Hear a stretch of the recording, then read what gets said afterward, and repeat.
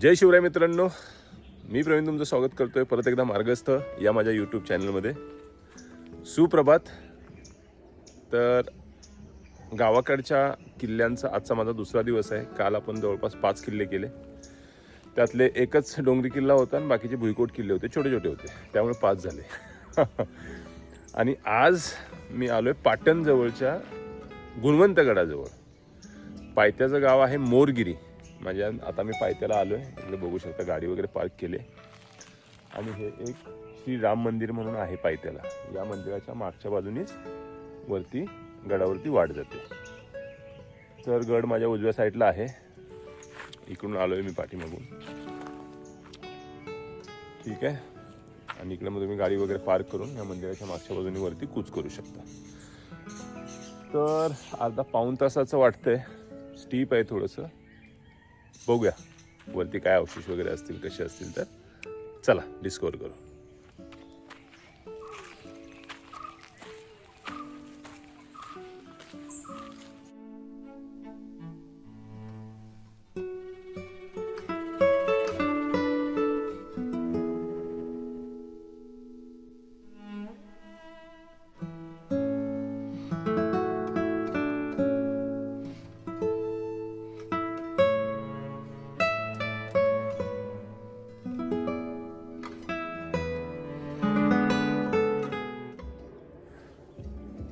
इथे I think पायऱ्यांची वाट आहे. नक्की मला पण माहित नाही. अगदी अडचणीत आहे. कोणच येत नाही असं मला वाटतं या ठिकाणी. इथे थोडंसं काहीतरी वाटेसारखं दिसतंय.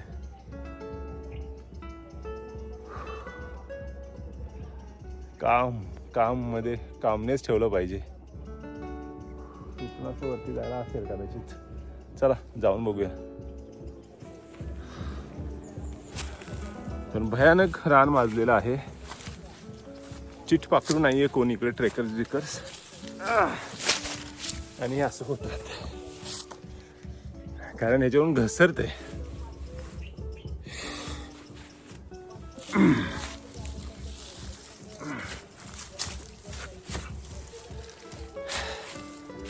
हे जे सोनं आहे, पिवळं गवत, सह्याद्रीतलं सोनं सटासट टाकून देते.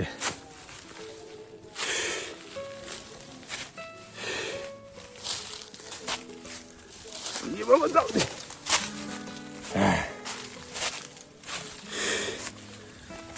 अतिशय अडचण आहे, अतिशय अडचण आहे. बघूयात. आलो इथपर्यंत गडावर जायचंय. आता त्याला पर्याय नाही.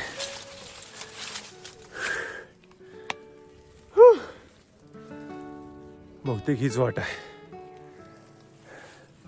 अशी नंतर अशी. चला इथे जरा ट्रिकी आहे त्यामुळे वरती जाऊन शूट करतो.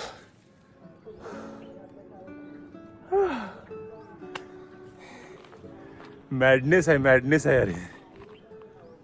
टप्पा छोटासाच आहे. जर हे गवत आणि अडचण आणि वाट सरळ असते तर हार्डली 15-20 मिनिटं लागतील. पण चला, रान माजलेलं आहे, पाय घसरत आहेत, अडचण आहे. कुठेही पाय घसरतोय, कुठे हात टाकायला लागतोय. पण ठीक आहे मित्रांनो, एवढं करतोय. चला गड बघायचंय.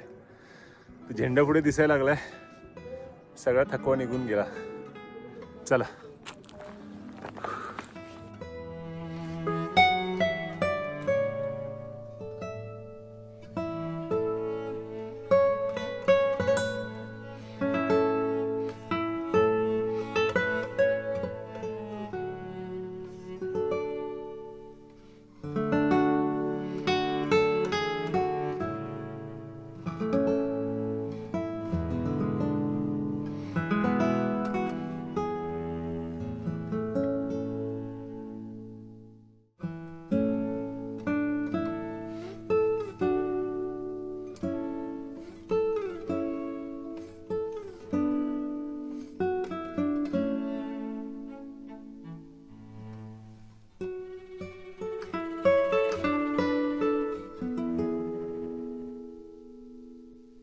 तर किल्ल्याच्या आता आपण म्हणजे दक्षिण बाजूला आलोय.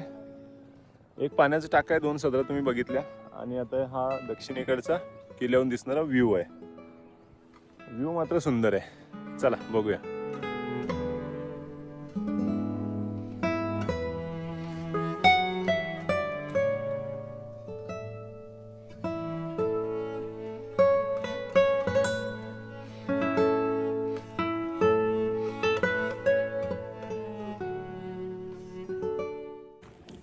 ठीक आहे, आता उत्तरेकडचा जो माता आहे, गड माता, तिकडे जरा जाऊन बघू काय काय काय अवशेष आहेत ते. चला. या गडाबाबत ठोस लिखित इतिहास मर्यादित आहे. कोणत्या राजाने किंवा नेमक्या कोणत्या काळात तो बांधला गेला याचे निश्चित पुरावे मिळत नाहीत.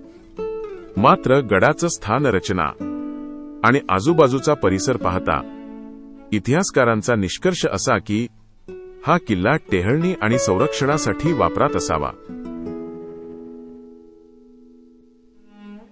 आज गडावर तटबंदीचे तुटलेले अवशेष आणि नैसर्गिक कड्यांची संरचना अजूनही दिसते. गर्दी नाही, गाजावाजा नाही, पण निसर्ग शांतता आणि इतिहासाची अस्पष्ट छाया, या सगळ्यांचा अनुभव गुणवंतगड देतो. इतिहासात फारसा नोंदला नसला तरी गुणवंतगड सह्याद्रीतील एक महत्त्वाचा टेहळणी किल्ला आहे. आणि आता आपण आहोत गडाच्या उत्तरेकडच्या साईडला.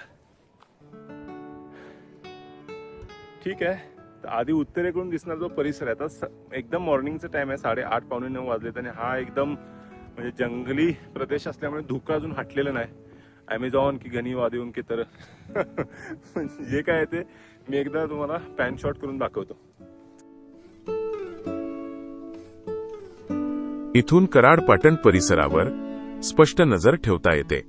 म्हणूनच मोठ्या किल्ल्यांना आधार देणाऱ्या अशा गडांपैकी गुणवंत गड एक असावा.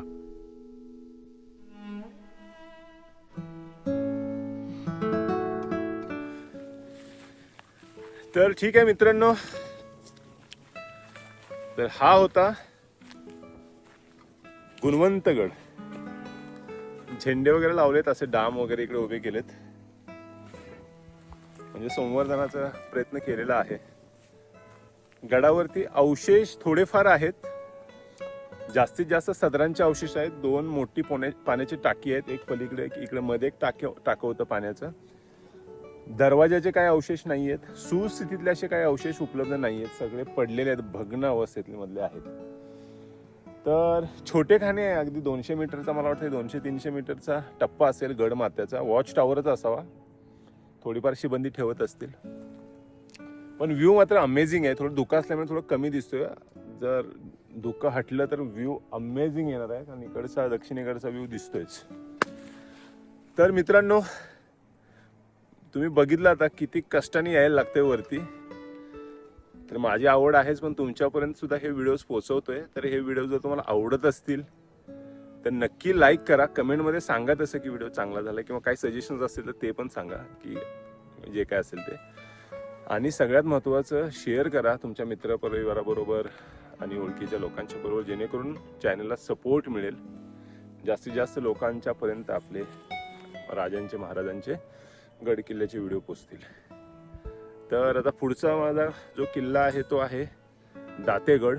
तो नदीच्या पलीकडे आहे. तर बघूया, इथे थोडा 10-15 मिनिटं बसतो आणि तिकडे मग पुढे क्रूज करतो. ठीक आहे, तोपर्यंत मित्रांनो काळजी घ्या. चला, धन्यवाद.